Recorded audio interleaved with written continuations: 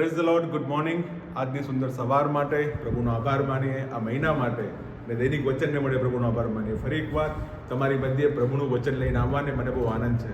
આજે સવારના સમયે આપણે યાકૂબ વિશે વાત કરીશું. જ્યારે આપણે બાઇબલમાં વિશ્વાસના પિતાઓ વિશે વાત કરીએ છીએ ત્યારે આપણી પાસે વચન આવે છે કે તે ઇબ્રાહિમનો પરમેશ્વર છે, તે ઈસાકનો પરમેશ્વર છે અને તે યાકૂબનો પરમેશ્વર છે. જ્યારે પરમેશ્વરને પોતે પરમેશ્વર છે એમ કહેવું પડે છે ત્યારે આ ત્રણ સામાન્ય મનુષ્યનો ઉલ્લેખ કરે છે. ઇબ્રાહિમ વિશે તો હું સમજુ છું, તે આપણા વિશ્વાસના પિતા છે. ઈસાક વિશે પણ હું સમજુ છું કે ઈસાક પ્રભુને બહુ આજ્ઞાકારી અને ઓબિડિયન્ટ હતો. પણ જ્યારે હું યાકૂબ વિશે વિચારું છું ત્યારે મને થાય છે, શું જોઈને પ્રભુ કહે છે કે હું યાકૂબનો પરમેશ્વર છું. તમે યાકૂબનું જીવન તમે જુઓ, એના જન્મથી લઈને એના આખા જીવનકાળ દરમિયાન તો યાકૂબનું જીવન બહુ કોમ્પ્લિકેટેડ, બહુ મૂંઝવણ ભરેલું છે. બાઇબલ એમ કહે છે કે શરૂઆતથી જ્યારે જન્મે છે, ઉત્પત્તિનો 25મો અધ્યાય એની 21મી કલમથી યાકૂબ એના માના પેટમાંથી જ એના ભાઈ એસાવનો પગ ખેંચતો, ટાંટીઓ ખેંચતો, he was pulling his leg, અને એ એના ભાઈની સાથે એના માના પેટમાં બાધાભાત કરતો, ઝઘડો કરતો આપણને જોવા મળે. અને પ્રભુ ત્યારથી જ કહે છે એના પત્નીને, કે ઈસાકની પત્નીને, કે તારામાંથી હું 2 દેશ જાતિ ઉત્પન્ન કરીશ અને જે નાનો દીકરો છે એ એના પર મોટા પર રાજ કરશે. યાકૂબ જ્યારે મોટો થાય છે ત્યારે એનો ભાઈ એસાવ છે એ ભૂખ્યો હોય છે ને એની પાસે જમવાનું માગે છે. ત્યારે યાકૂબ કહે છે, હું તને જમવાનું તો આપીશ પણ તારે કામ કરવું પડશે. ઉત્પત્તિ 25 એની 29 થી 34મી કલમમાં આ વચન છે. યાકૂબ કહે છે કે હું તને જમવાનું આપીશ, હું તને શાક આપીશ, પણ તારું જ્યેષ્ઠપણું છે, તારું બર્થ રાઇટ છે, તારો પહેલાપણાનો આશીર્વાદ છે એ તારે મને આપવો પડશે. અને બાઇબલ એમ કહે છે ઉત્પત્તિ 25:34માં કે ઈસાકે પોતાનું જ્યેષ્ઠપણું હલકું ગણ્યું અને તેણે યાકૂબને આપી દીધું. યાકૂબ આ નાનપણનો બનાવ હોય છે, પણ યાકૂબ મોટો થાય છે ને આ વસ્તુને યાદ રાખે છે. જ્યારે ઈસાક તેના મોટા દીકરા એસાવને આશીર્વાદ આપવાનો હોય છે અને એસાવ જંગલમાં શિકાર કરવાને જાય છે, ત્યારે યાકૂબ ને તેની મમ્મી બહુ ચતુરતાથી એક કામ કરે છે. યાકૂબ છે એસાવના જેવા કપડાં, એસાવના વાળવાળો હતો, એસાવના જેવા હાથ પણ તે જાનવરના કોઈ વસ્ત્રો પહેરી લે છે અને એના બાપને આગળ જઈને કહે છે, પપ્પા હું એસાવ છું. એના બાપની સાથે તે છેતરપિંડી કરે છે. આજે બધી વસ્તુઓ ઉત્પત્તિ 27 એના 18 થી 34 અને 30 થી 35 કલમમાં લખેલી છે. જીનેસિસ 27માં યાકૂબ કેવી રીતના પોતાના સગા ભાઈને, પોતાના સગા બાપને છેતરે છે. અને યાકૂબ એવી રીતના છેતરીને જે પહેલોટા હોય છે, જ્યેષ્ઠપણું હોય છે, તેનો આશીર્વાદ છે એ લઈ લે છે. યાકૂબ પહેલેથી જ એના જીવનમાં શોર્ટકટ અપનાવે છે. અને તમારામાં અને મારામાં ઘણા બધા લોકો હશે કે જે પોતાના જીવનમાં શોર્ટકટ અપનાવે છે. યાકૂબ પહેલેથી જ એના જીવનમાં જુઠ્ઠું બોલે છે. આપણામાં ઘણા બધા લોકો તારણ પામ્યા છે, વિશ્વાસી છીએ, કદાચ પાસ્ટર હોય છું તો પણ આ જુઠ્ઠું બોલવાનો સ્વભાવ આપણા જીવનમાંથી જતો નથી. અને બાઇબલ કહે છે યાકૂબ જ્યારે આ કામ કરે છે ત્યારે એસાવ કહે છે, પપ્પા તમે એનું નામ સાથે રાખ્યું છે યાકૂબ એટલે ઠગ, યાકૂબ એટલે ધૂટારો, યાકૂબ એટલે લૂંટનારો. વિચાર કરો, યાકૂબ નામનો અર્થ છે ઠગ, ધૂતારો, લૂંટનાર. આ વ્યક્તિના વિશે કદાચ એના ઘરના લોકો, એના પિતા ઈસાક એમ વિચારતો હશે કે મારા ઘરમાં આવું સંતાન ક્યાંથી બાકી ગયું. યાકૂબના ભાઈની સાથે, એના પિતાની સાથે એના સારા સંબંધો હોતા નથી. ત્યારબાદ એના મમ્મી એના ભાઈના ડરની બીકથી, કેમ કે હવે મોટો ભાઈ છે ને મારવાને ફરે છે, અને યાકૂબ એના મામાના ઘેર છે લાબાન ત્યાં જાય છે. પણ એની પહેલાં ઉત્પત્તિ 28મા અધ્યાયમાં જ્યારે યાકૂબ એના જીવન માટે ભાગતો હોય છે અને એના માટે રહેવાની કોઈ હોટેલ નથી, કોઈ કપડાં નથી, કોઈ જમવાનું નથી, અને યાકૂબ એક પથ્થરને પોતાનો તકિયો બનાવે છે, ત્યારે ઉત્પત્તિ 28મા અધ્યાયમાં યાકૂબને પરમેશ્વર એક દર્શન દેશે. યાકૂબને સર્વસમર્થ પરમેશ્વર મળે છે. અને બાઇબલ એમ કહે છે કે યાકૂબને પ્રભુ એક દર્શન બતાવે છે જેમાં સ્વર્ગદૂતો સીડી ઉપરથી નીચે જાય છે.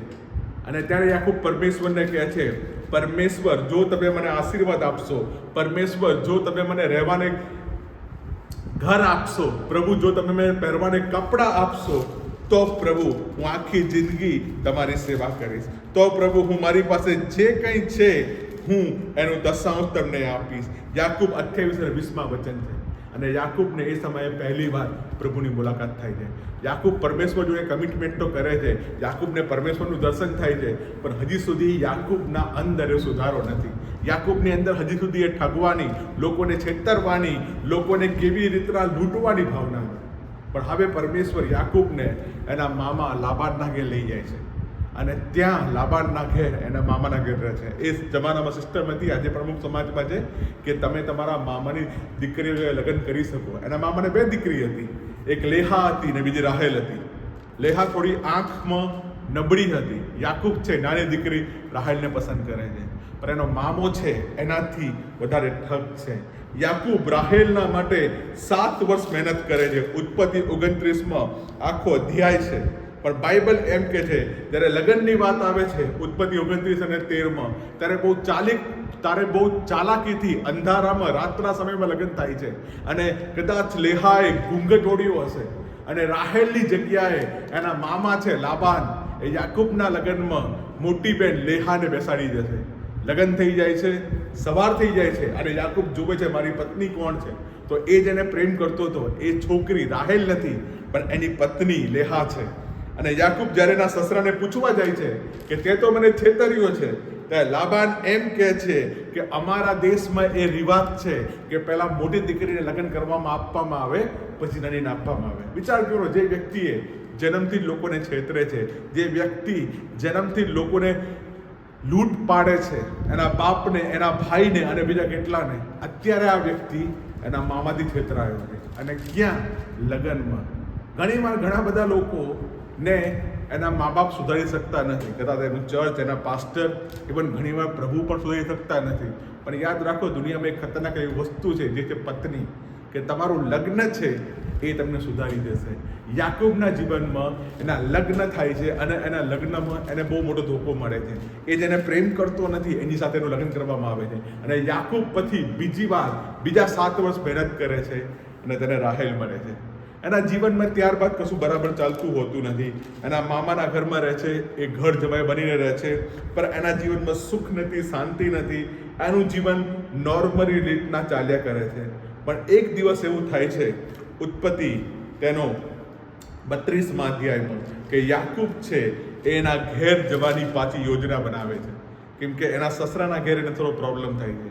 આ બાજુ એનો સસરો એને મારવાને આવે છે અને યાકૂબ જ્યારે એના ઘેર પાછો જવાની યોજના બનાવે છે ત્યારે ઉત્પત્તિ 32માં પ્રભુનું વચન કહે છે એની 22મી કલમથી કે યાકૂબને મારવાને માટે તેનો ભાઈ એસાવ છે એ પણ 400 માણસોને લઈને આવે છે. એક બાજુ એના સસરા છે જે યાકૂબને શોધે છે અને આ બાજુ એનો ભાઈ છે જેની સાથે એની બચપનથી દુશ્મની છે, જેણે એનું જેસપણું છીનવી લીધું છે, ચોરી કરી લીધું છે, અથવા તો જેને છળ કપટથી મેળવી લીધું છે, એ એને મારવાને આવે છે 400 માણસ સાથે. યાકૂબને ખબર નથી પડતી મારે શું કરવું છે, પણ યાકૂબ રાતના ઉઠે છે. ઉત્પત્તિ 22મી કલમ કહે છે એનો પરિવાર તો આગળ નીકળી જાય છે, પણ યાકૂબ એ રાતે પરમેશ્વરની સાથે યુદ્ધ કરે છે. પહેલા એમ લખ્યું છે પરમેશ્વરના દૂતની સાથે, પણ બાઇબલ એમ કહે છે યાકૂબ એ રાતના પરમેશ્વરના દૂતની સાથે, ઇનફેક્ટ પરમેશ્વરની સાથે મલ્લ યુદ્ધ કરે છે, રેસલિંગ કરે છે, દંગલ લડે છે, કુસ્તી લડે છે. અને બાઇબલ એમ કહે છે જ્યારે દૂત તેને કહે છે, પ્રભુ તેને કહે છે મને જવા દે, ત્યારે યાકૂબ કહે છે હું તને જવા દઈશ નહીં, જ્યાં સુધી તું મને આશીર્વાદ નહીં આપ ત્યાં સુધી હું તને જવા દઈશ નહીં. યાકૂબને અત્યારે એના જીવનના પડાવમાં ખબર પડે છે કે મેં માણસોને લૂંટ્યા છે, મેં મારા ભાઈની જોડે છળકપટ કર્યું છે, મારા પપ્પાની જોડે હું ખોટું બોલ્યો છું, મેં મારા જીવનમાં ઘણા ખરાબ કામ કર્યા છે. પણ મને હવે ખબર પડે છે કે જ્યાં સુધી પ્રભુ સ્વર્ગમાંથી આશીર્વાદ આપતા નથી ત્યાં સુધી મારા જીવનમાં બીજું બધું બેકાર છે. જ્યારે યાકૂબ આ બાબત કહે છે ત્યારે એનો પગનો જાંઘનો સાંધો મચરાઈ જાય છે, પણ દૂત તેને આશીર્વાદ આપે છે. ત્યારે યાકૂબ એને પૂછે છે કે તારું નામ શું છે, ત્યારે એ કહે છે કે તારું નામ હવે યાકૂબ નહીં ઇઝરાયલ કહેવાશે. અને યાકૂબને પ્રભુ આશીર્વાદ આપે છે અને યાકૂબને પ્રભુ કહે છે કે તે દેવની તથા માણસોની સાથે યુદ્ધ કર્યું છે અને તું જય પામ્યો છે, માટે હવેથી તારું નામ યાકૂબ નહીં પણ હવેથી તારું નામ ઇઝરાયલ કહેવાશે. યાકૂબ એના જીવનમાં હારતો નહોતો. એના જીવનમાં ઘણા બધા એવી પરિસ્થિતિઓ આવી, ઘણા બધા સંજોગો આવ્યા કે એને હારવાની જરૂર હતી, એને હિંમત હારવાની જરૂર હતી, એકલો પડી ગયો હતો, but he was not giving up. અત્યારે પણ સ્વર્ગદૂતની સાથે, ઇનફેક્ટ પરમેશ્વરની સાથે યુદ્ધ કરતા એ ગભરાતો નથી. પણ યાકૂબ છે એના જીવનમાં જય મેળવે છે. બાઇબલમાં વારંવાર કહે છે જે જીતે છે તેને પરમેશ્વર આપશે. જે જીતે છે, પ્રેક્ટિકલમાં લખ્યું છે, જે જીતે છે તેને પરમેશ્વર સ્વર્ગમાં સ્થાન આપશે. મારા વાલા ભાઈઓ બહેનો, પરમેશ્વરે આપણને જીતવાને બોલાયા છે. છેલ્લે યાકૂબનું એના ભાઈ એસાવની સાથે સમાધાન થાય છે. યાકૂબના જીવનમાં બધું સારું થાય છે. અને છેલ્લે ઉત્પત્તિ 35મી કલમમાં યાકૂબ છે જ્યારે એના ભાઈ જેનાથી નાસતો હતો એની જોડેનું સમાધાન થાય છે. ત્યારે બેથેલ, જ્યાં પ્રભુએ તેને પહેલાં દર્શન આપ્યું હતું, એ જગ્યાએ પાછો આવે છે. એ પ્રભુના માટે વેદી બાંધે છે. અને યાકૂબ છે એ એના ઘરમાંથી હરેક મૂર્તિ પૂજાને, હરેક અશુદ્ધતાને દૂર કરે છે. ઉત્પત્તિ 35 અને 3 વચન છે. અને યાકૂબ તારે એક વસ્તુ બોલે છે, ચાલો ઉઠીને આપણે બેઠેલ જઈએ. યાકૂબ ઉત્પત્તિ 35:3 વચન કહે છે, ચાલો ઉઠીને આપણે બેથેલ જઈએ. જે દેવે મારા દુઃખના દિવસે મારું સાંભળ્યું અને જે રસ્તે હું ચાલ્યો તેમાં મારી સાથે રહ્યો, તેને સારો હું વેદી બાંધી. યાકૂબના પિતા ઇબ્રાહિમ વેદી બાંધતા હતા. યાકૂબના દાદા ઇબ્રાહિમ વેદી બાંધતા હતા. યાકૂબના પિતા ઈસાક વેદી બાંધતો હતો. પણ યાકૂબ એના જીવનમાં ક્યારેય પરમેશ્વરના માટે વેદી નથી બાંધી. પણ એ બેથેલમાં પ્રભુના માટે વેદી બાંધે છે. પણ એ પ્રભુ સાથેના કરારને એ ભૂલી જાય છે. પણ પ્રભુ તેને એક સ્વપ્ન પાછું યાદ અપાવે છે. અને પ્રભુની સાથે એ હવે બીજી વાર કરાર કરે છે. અને બાઇબલ કહે છે કે એ જગ્યાએથી પ્રભુ તેને આશીર્વાદિત કરે છે. ઉત્પત્તિ 35 અને 11 કહે છે કે પ્રભુએ તેને કહ્યું, હું સર્વસમર્થ દેવ છું, તું સફળ થા, વૃદ્ધિ પામ. અને પ્રભુ તેને ફરીથી કહે છે 10મી કલમમાં, તું યાકૂબ છે પણ હવેથી તારું નામ યાકૂબ નહીં, પણ હવેથી તારું નામ ઇઝરાયલ કહેવાશે. અને તેણે તારું નામ ઇઝરાયલ પાડ્યું. ઇઝરાયલ નામનો અર્થ છે દેશો. બાઇબલ કહે છે પરમેશ્વર એક વ્યક્તિમાંથી, એક નિષ્ફળ વ્યક્તિ, એક એવો વ્યક્તિ જેના પર કોઈ ભરોસો કરતું નથી, એક એવો વ્યક્તિ જે લોકોની જોડે છળ ને કપટ કરે છે, એક એવો વ્યક્તિ જે લોકોનું લૂંટી લે છે, પરમેશ્વર એને બેથેલમાં દેવના ઘરમાં મળે છે.